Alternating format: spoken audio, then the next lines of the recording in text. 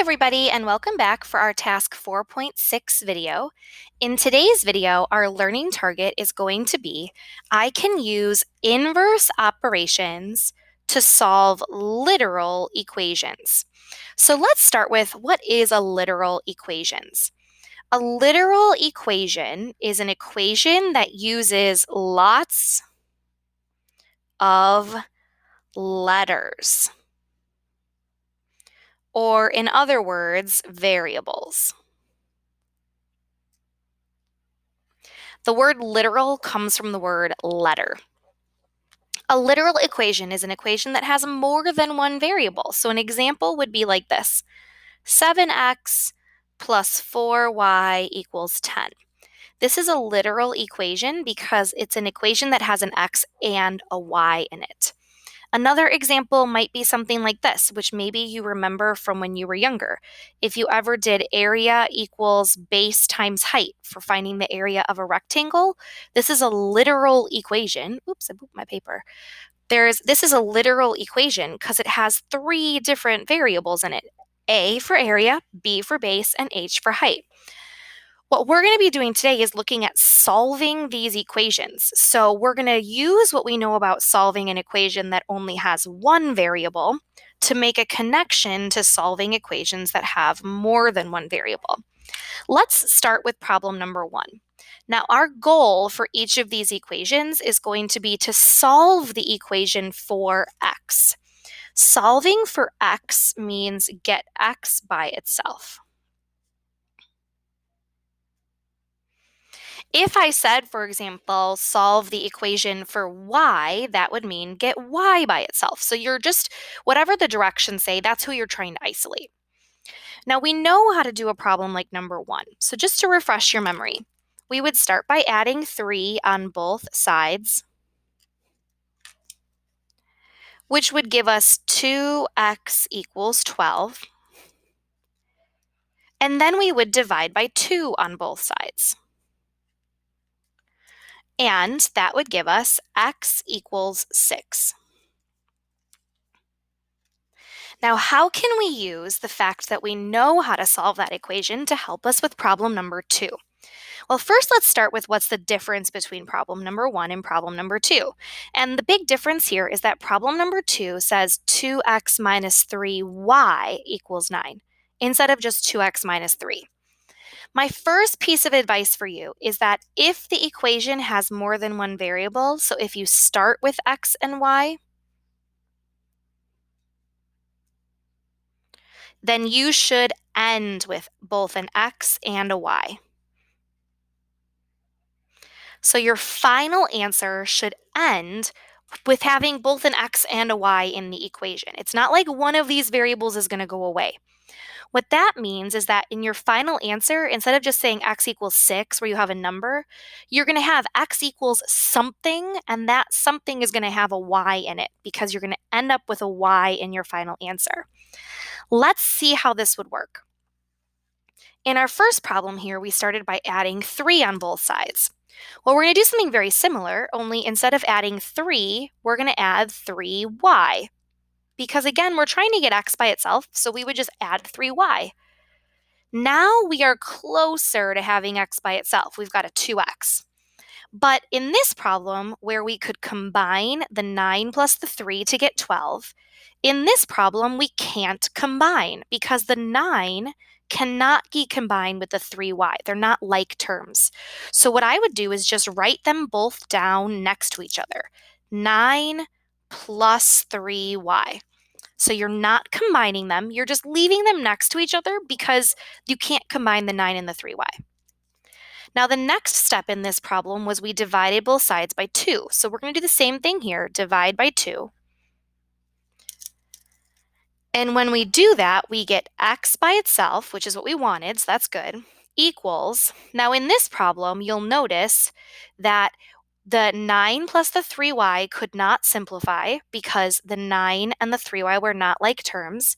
And if we try to divide, 9 does not divide nicely by 2, and neither does 3. 3 does not divide nicely by 2. So all we're going to do is leave it alone. Just don't simplify it. 9 plus 3y all over 2. And that's your final answer. And again, the reason we didn't simplify here is that nothing could be simplified. Nothing simplified nicely, so we're just done. We leave it like that.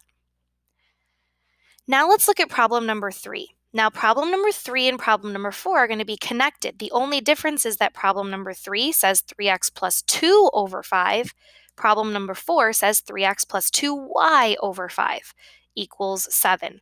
So if we know how to solve 3, we should be able to figure out how to solve number 4. They're very similar. Let's try number 3. So we're going to start by multiplying by 5 on both sides to undo the division, which means we get 3x plus 2 equals 7 times 5 is 35. Next, we would subtract 2 on both sides. So that's going to give us 3x equals 35 minus 2 is 33. And last but not least, we would divide by 3 on both sides. When we divide by 3, we get x equals 33 divided by 3, which is 11. Now we're going to follow the same thinking process or steps for solving number 4, except for we should expect that our final answer has both an x and a y in it, because we started with an x and a y, so we should end with an x and a y. For problem number 4, I'm going to start the same way. I'm going to multiply by 5 on both sides because that's how we undo division. Now that means that we have 3x plus 2y left over, and 7 times 5 is 35. Now, just like here we subtracted 2, here we're going to subtract 2y on both sides. And that gives me 3x equals, now just like before, the 35 and the 2y are not like terms. So I'm not going to simplify, I'm just going to write them both down next to each other. 35 minus 2y. Last but not least, on this equation, we divided by 3. We're going to do the same thing here, divide by 3.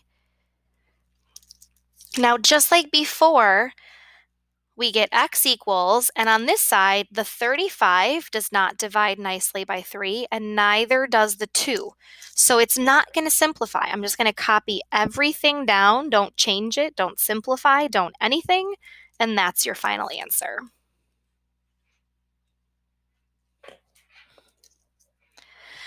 All right, let's look at another example. So just like before, we're going to do 2 examples back to back, both of which are very similar.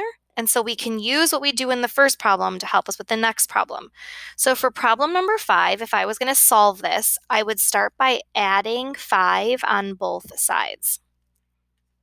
Now when I do that, I get 4x over 3 equals 11 plus 5 is just 16. Then I would multiply by 3 on both sides to undo the division. And 16 times 3 is 48. So I get 4x equals 48. Last but not least, I would divide by 4 on both sides because division is the opposite of multiplication.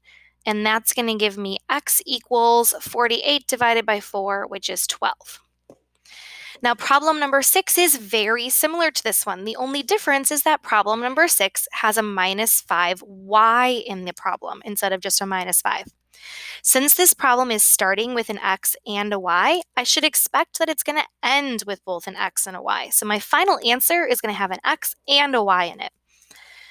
I'm going to start the same way. Instead of adding 5 on both sides, though, I'm just going to add 5y on both sides. What that means is that we get 4x over 3 equals, and since the 11 cannot combine with the 5y, they're not like terms, I would just write 11 plus 5y. Next, I'm going to multiply by 3 on both sides, which means I get 4x equals, now to show that I'm multiplying this whole thing by 3, I'm going to put the 3 on the outside and just put the 11 plus 5y inside of a parentheses, multiplying the whole thing by 3. Last but not least, I would divide by 4. And then my final answer would just be x equals, and it would be 3 parentheses 11 plus 5y all divided by 4. So just don't simplify anything, just write it all down. And that would be your answer. Okay. For problem number 7, let's see how we would solve that one and then use that to help us with problem number 8. So problem number 7, we would start by adding 7 on both sides.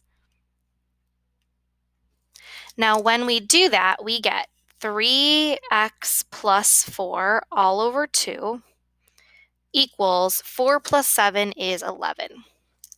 Now to undo the division, I would multiply by 2 on both sides. And that gives me 3x plus 4 equals 11 times 2 is 22. Next, I would subtract 4 on both sides. And so then that gives me 3x equals 22 minus 4 is 18. And last but not least, I would divide by 3 on both sides. And that gives me x equals 18 divided by 3 is 6. Okay, that one's got a lot of steps in it. Now we're going to look at a similar problem, but what you're going to notice in problem 8 is that we've actually changed all of the numbers to letters. But our goal here is still going to be to get x by itself. So in this problem, we started by adding 7. In this problem, we're going to start by adding d. Now, the interesting thing is, since these are all different variables, nothing here can ever get combined. So that means that we're just going to write down e plus d. You can't combine them. E plus d. You just write it both down. Next, here we multiplied by 2. Here we're going to multiply by c. Now again, you can't combine anything. So you're just going to have ax plus b equals, I'm going to put the c on the outside, and then parentheses e plus d on the inside. Now in this problem, the first one we did, the next step was to subtract 4. Here, the next step is going to be to subtract b. So I'm going to write ax equals, and it's just going to be c parentheses e plus d. Oops, I'm writing it in the wrong color. I'm so sorry, guys. C parentheses e plus d minus b. Just put it at the end. You can't simplify anything. Just write it all down. Last but not least, we're going to divide by a.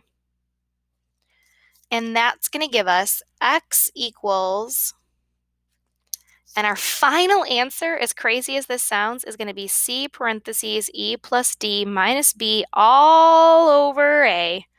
And that's your answer. So I actually think solving these literal equations to me, it makes sense because I already know how to solve with numbers. So I'm just thinking, what would I do with numbers? Here's what I do with letters. For problem number 19, if we solve to get x by itself, we would divide by 3 on both sides.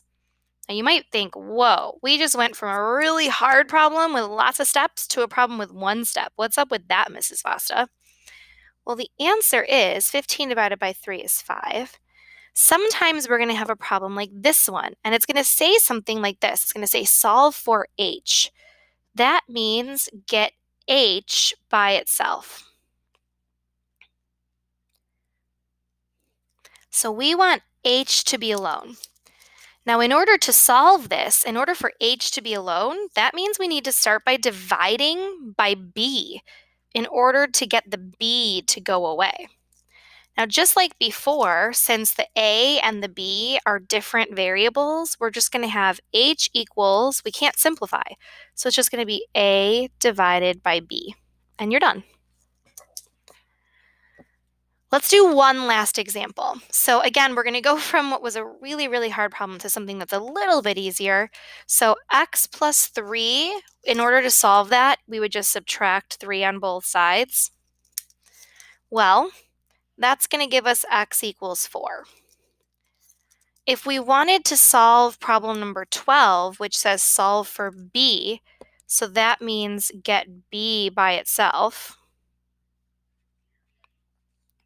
So if I want B to be alone, then in order to solve this, I would have to start by subtracting A on both sides. So I'm trying to get B alone. That means I want A to go away. So I would just write D minus A as my final answer. All right, that's it. Thank you guys so much for watching, and I will see you soon for some practice.